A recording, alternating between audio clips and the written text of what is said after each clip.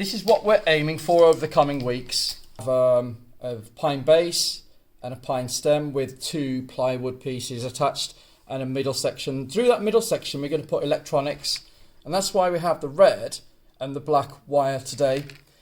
So that's what you're aiming for. 2 legs. You're going to get the red from the USB cable that's been threaded through your base, and you're going to get the second leg connected to the separate red wire. Okay. We're going to line bend your piece.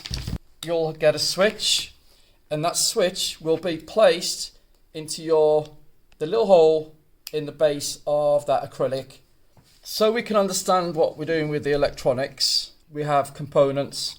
So this is indicated as a USB cable at the bottom. And of course we're going to attach the red wire from that USB cable to the switch. Now the switch is indicated on here as 2 dots and an open line. It's going to work on the red side and that switch today. I'll give you a USB cable. Unravel your USB cable. So I'm feeding the wire through. You can see that the angle is going up, so the highest point is where we're going to pull those red wires and that black wire through. Now you have these snippers designed to have this V section, so it doesn't cut through the wire but just removes what's called the insulation. Take off about 1 centimeter, apply some pressure and then just pull. Okay, I've removed some of the insulation to reveal the wire.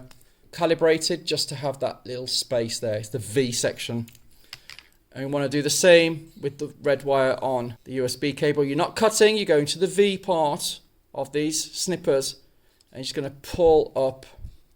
Do it a few times. It will force that insulation to come off.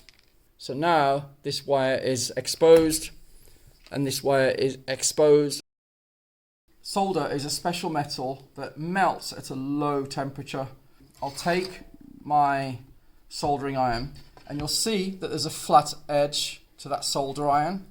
If I just push a bit of the solder onto it, if it's hot enough, it will melt onto that. So hold it below the component, place the solder on top. It will fuse those 2 metals together. And now I'll put that back into the dock for safety because it's burning really hot temperature. So we have the first solder done. So to do that, wind round the wire slightly and I'll feed it through the first leg and then I'll pull that back until it's kind of a loop around that leg and I can start soldering. To do the second one, the wire in and loop it round,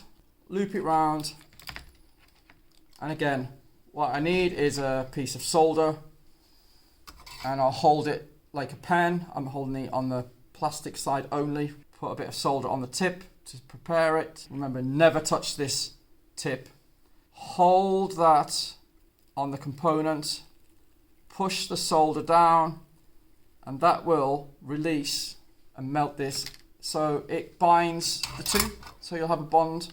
That didn't work, so I'll just hold the solder iron to the component and push that solder until it flows onto those 2 pieces. Okay, and then leave it, don't touch it, and it will set. So they're both now solid solders. Okay.